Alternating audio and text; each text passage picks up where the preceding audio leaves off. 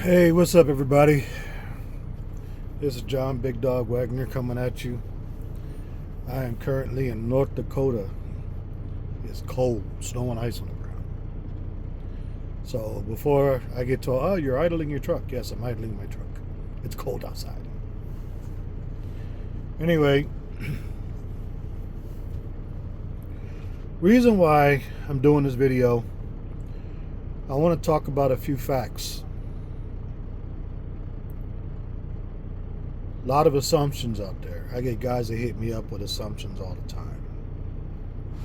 You know, especially the technically smart ones. I'm like, you sound smart. Are you trying to talk smart? But you sound stupid. Guys that come at me and, oh, I know you're driving for $1 a mile and, 3,000 miles, 45,000 pounds, and assuming this and assuming that and blah, blah, blah, blah, blah, and you're not going to make no money. Well, first off, you don't have to do all those numbers to figure that out.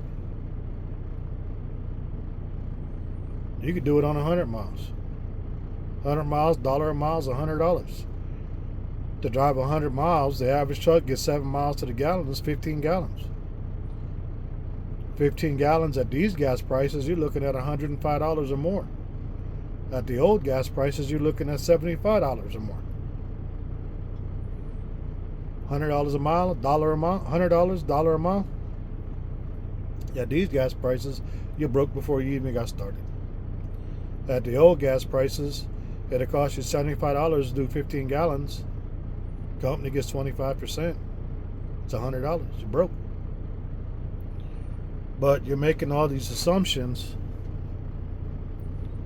with false information. First off, I ain't stupid enough to drive for $1 a mile. So all that hypothesis and all that shit, you're already wrong. You're already wrong. Oh, but my friend used to work there and my friend told me. Your friend lied to you. Friends do that, especially when they don't want to take responsibility what they did. Your friend lied to you. First thing is, there's no forced dispatch at this company. None. So the only way you get a load is if you agree to it. Now, a dispatcher can try to convince you, try to persuade you, can even threaten you. I talk about it all the time. I had a guy call me, you done turned down 50 loads, and if you don't take this load, you're going to sit for 7 days. Great, I got a vacation coming. Just on principle, the way you just approached me, my answer is no. And I already know you're coming at me with a load that somebody else already offered me, and they mad because I wouldn't take it, and that's why you called me. So the answer is no. But they cannot force you to take a load. They can't. Now, you've got good dispatchers that have figured out their job. They know what they're supposed to do, and they do it right. And then you got a lot of other dispatchers that haven't figured out their job yet. And to them, as I told you before, their job is to match a truck with a load, boom, gone. Did my job. These dispatchers have a load board on a load board, and on their board it shows what drivers are under their responsibility. And they're not supposed to have any empty trucks on that board. I know this for a fact because a dispatcher I had before called me, thought it was funny, because his boss asked him why you got an empty truck on your board, and he told him it was my truck. The manager was like, oh, never mind. So that's how I know. And you got a lot of drivers out there that are not educated. Facts. They don't know. They don't want to take the time to know. So a dispatcher calls them up and they're like, I got a load for $3,000. Oh, $3,000? I can make some money with $3,000. Yeah, I'll take it. How do I know? Because that's how dispatchers used to approach me. Hey, John, I got a load for $3,000. I'm like, and? And what? It's a load for $3,000. And how many miles is the load? And how much weight is the load? And when does the load have to be delivered? And where are the details at? Oh, you want all that information? Well, yeah.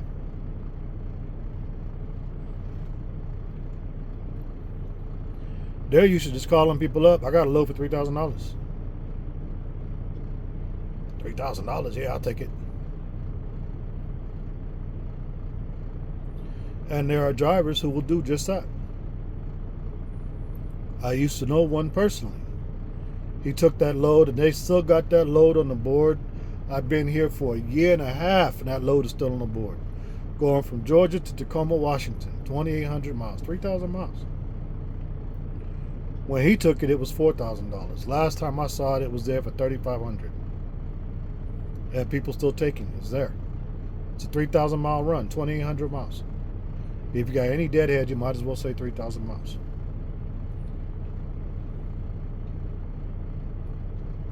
At 4,000 miles, it was a loss. At 3,500, even a bigger loss, but people are taking it. And as they're taking it, they're saying, well, Super Eagle screwed me. He said the same thing. I got my check, I only had $7. I said, based on the information you gave me, I'm surprised you got $7. You should be in the red.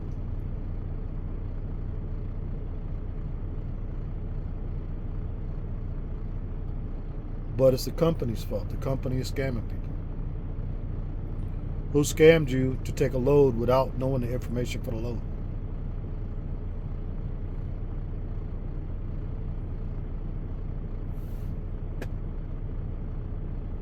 I've told you guys before, first off, that big number ain't your number. The company gets 25%. So you see a load for $3,000, the company gets $1,000. So before fuel, before anything, your number's 3,000. The run itself is 2,800 miles, 3,000 miles. You got to put fuel.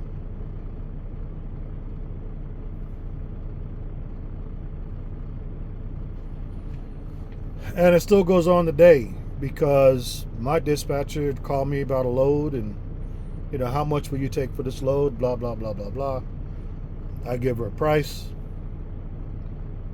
She's working on it. She's updating me.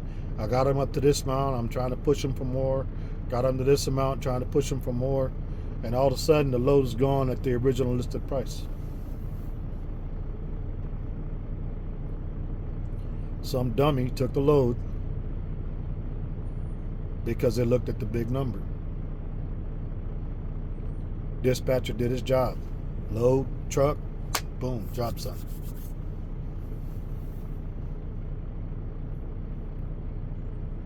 And it's still going on today. It's still going on today. And then people come at me, well, I'm assuming blah, blah, blah, blah, blah, and I'm assuming this, and I'm assuming that, blah, blah, blah, blah, blah, because my friend said. Okay, well, what you need to do now is go back and ask your friend why he took a 3,000 mile load for $3,000. And if he tells you that he had no choice, that the dispatcher told him he had to take it, call him a liar.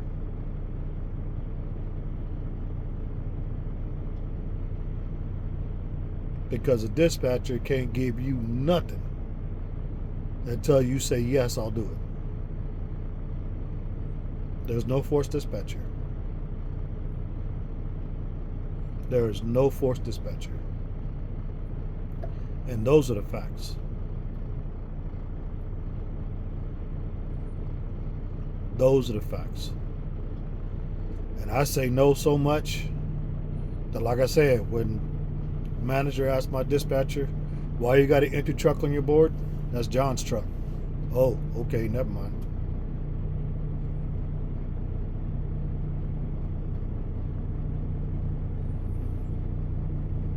Sometimes I got to deal with the weekend dispatchers still. They call me up. Hey, I got a load for $2,000, $3,000, $4,000. I'm like, and what? Where's the information at? And every time they tell me, oh, you want that? Yeah, I want that. How do I know if it's a load worth taking if I don't know what the load is? Just because you tell me the big number, that don't mean shit to me. Because I already know that number ain't my number. The company gets 25%. So telling me that it's $2,000, $3,000, $4,000, that don't mean nothing to me. Absolutely nothing. You might as well be talking gibberish when you say that. And that's the facts. So if you guys come to me or continue to come to me, and I'm assuming this and I'm assuming that, no, don't hit me with assumptions. Hit me with facts. And never in my life have I started a conversation trying to be factual with my friend said, or he said, or she said.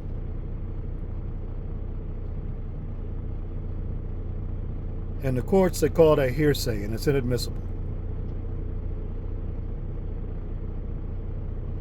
They call it hearsay, and it's inadmissible for a reason. It ain't factual. They want it straight from the horse's mouth. If so-and-so said this, have them come in here and say it. That way we can question them to find out if they're telling the truth or not.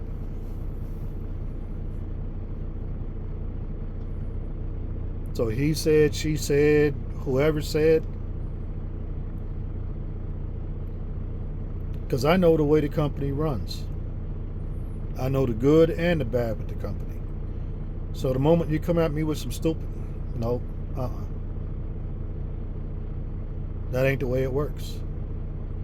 That is not the way it works. And if you're coming at me, well, I'm assuming you messed up before you even got started. I don't debate assumptions. Because assumption is not fact. Assumption is an idea that you have built up based on some information that you received that you thought was valid.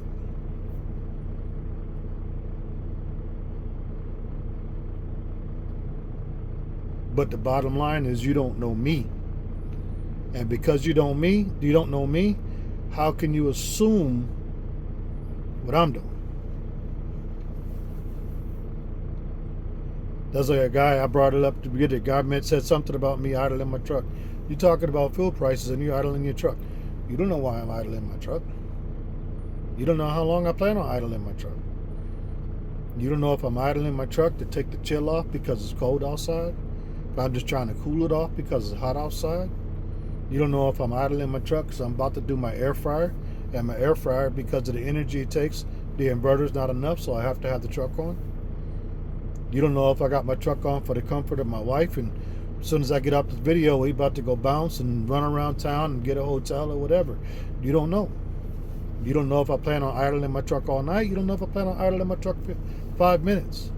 You don't know. And because you don't know, how can you come at me with an assumption of what I'm doing with my truck because my truck was idling when I did a video?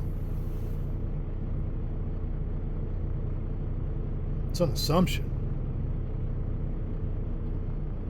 And guys come at me with these assumptions and they'll write a book trying to sound smart.